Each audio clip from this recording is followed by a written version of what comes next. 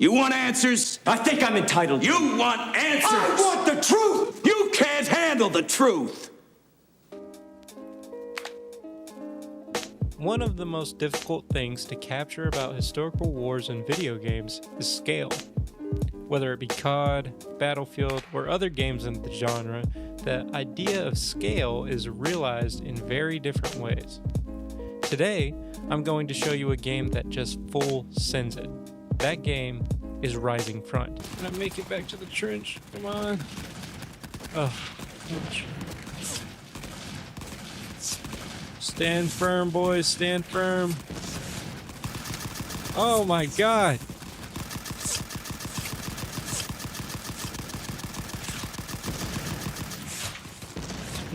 Jesus.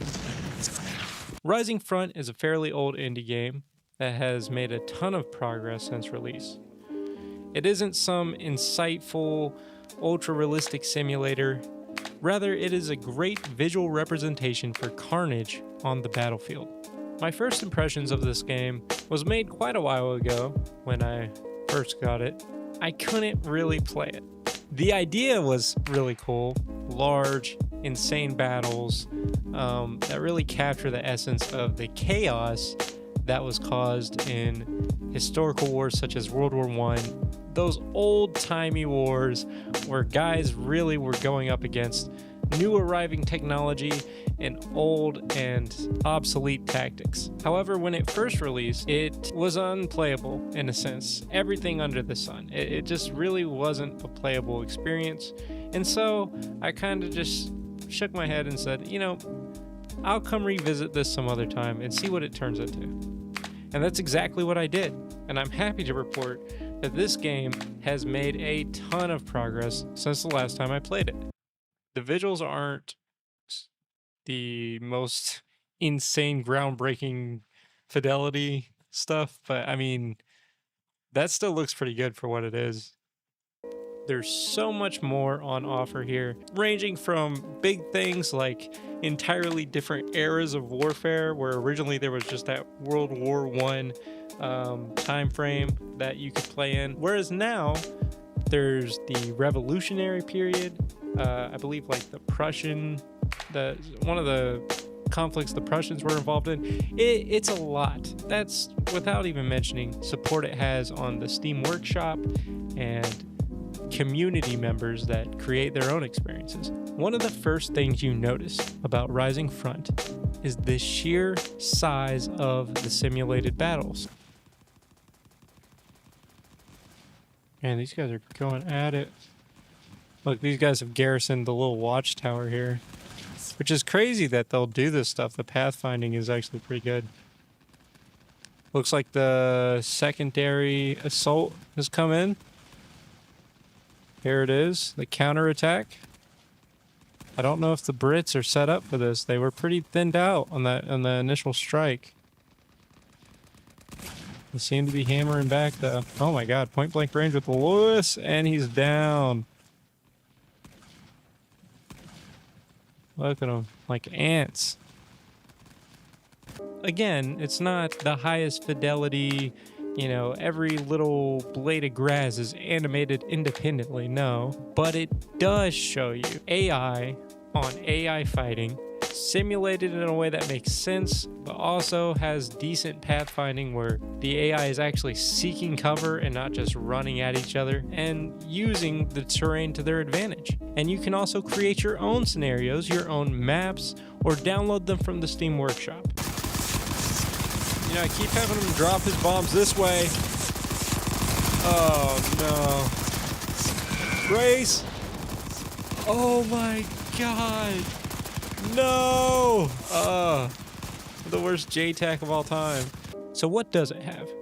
Well, it has multiple weapons, multiple different units, multiple different countries, multiple different features, gameplay features wise, such as the ultra slow-mo mode, or, you know, maybe you want to take a step back and play the game in a completely different way as an RTS. As far as the weapons go, you have a plethora of semi-automatics, bolt-action rifles, machine guns, grenades, flamethrowers, muskets. I mean, the experience is really yours to cultivate and cater. You could do something wild like World War One era armies versus, Napoleonic War era armies, or you could just keep it vanilla. Either way, you're going to have a ton of fun just watching the AI go head to head with each other or playing an active role in it. They are getting close. Oh man. Oh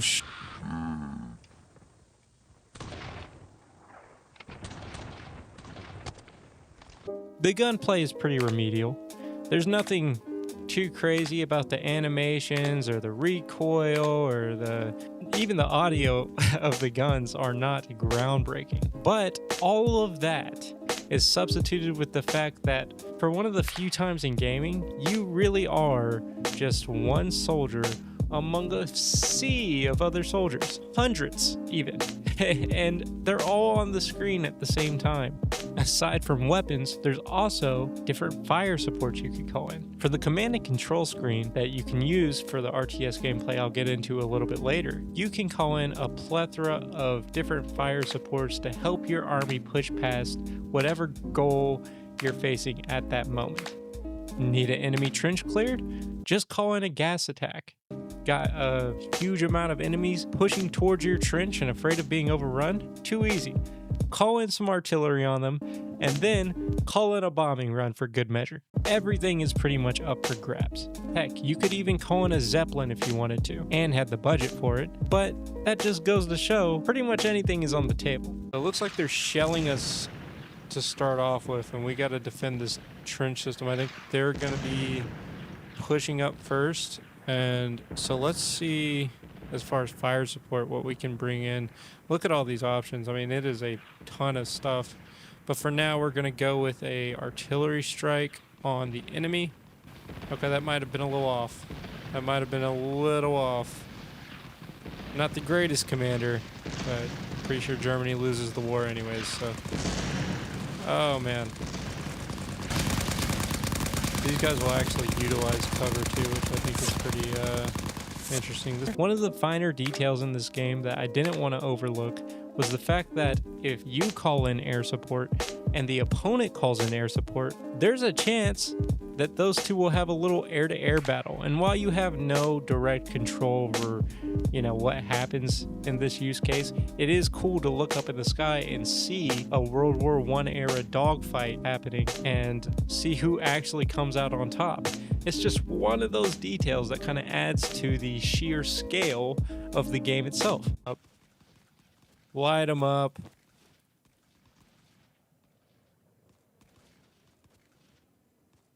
Oh. Oh my god, they're taking out our bombers.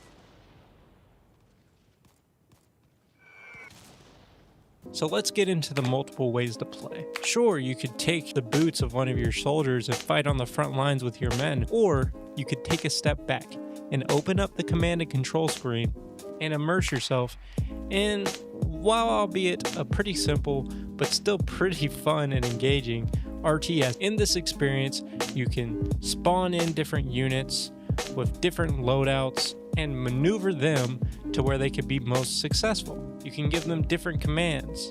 You could tell them to garrison buildings, or maybe garrison a piece of equipment that you drop down in the other mode, which is the in-game builder mode, where you could pretty much put down different either static weapons or props or cover and have your men garrison those objects mid-battle. The Battle of Bunker Hill was a defeat for the Americans, but it was a victory in the sense that,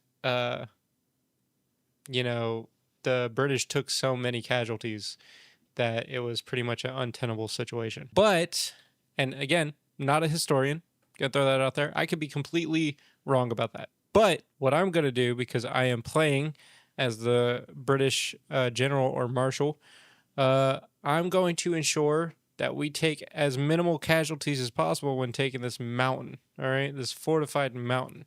This is a daunting task, but I think we're up to it. So what we're going to do is...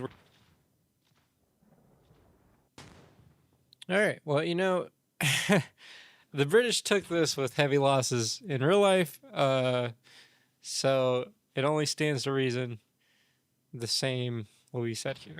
For me personally, the most fun I had with the RTS mode was trying it out in the Revolutionary War era, either the British or the colonists going head to head. It was a lot of fun because you could actually tell your guys to form up in a line and have them go head to head with the British regulars.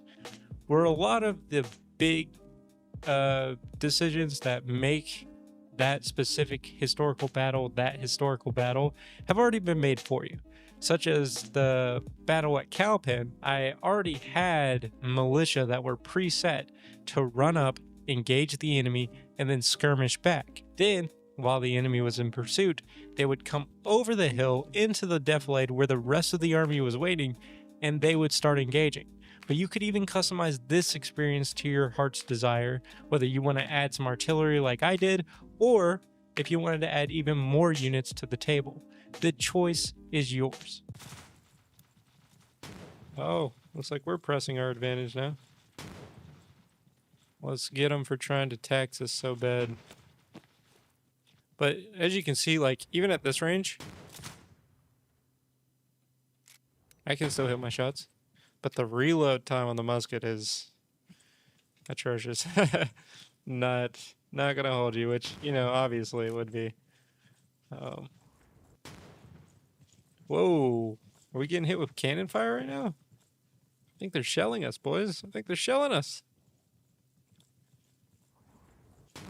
Form up, form up. Let me actually get up front. I'm gonna stand with these Continentals, even though I'm pretty sure I'm a militiaman right now. There's Mel Gibson right there. Mel Gibson, come back! No! They got Mel, guys. Oh! Alright, we should probably fire at some point, right, boys? So who's this game for? Well, this game is mostly for somebody who enjoys any kind of battle sim at all. A history enjoyer even, or if you just want to experience something you haven't experienced in any other game, which is the sheer scale and chaos of these battles. As of recording, Rising Front is $14.99 on Steam today, and I think that's a pretty fair price for everything that's included in the game. If you like this video, consider liking it. If you really liked it, consider giving me a subscribe, and if you disliked it, well, you better like it, or you're going over the top on the next whistle blow. But either way, thank you for your time. I've been Rinsler, and I can't wait to talk to you next time. Peace. We're getting shelled by our own artillery. I don't know how well this push is going to work out. Come on, gents. Come on, gents. Get up there. Give them what for. Give them what for. We did it. I mean, we're still taking casualties. Oh, my goodness. I think the moment any of your troops even make it up the hill, it counts as a victory. But we're just going to keep playing to see if that offensive worked out, which I'm going to keep it a buck with you. You know, it said victory. It's not looking like much of a victory. Looks like we kind of got pummeled here. I mean, we're still shelling them, but the colonists are still here. All my men are strewn about the battlefield. Just absolute carnage.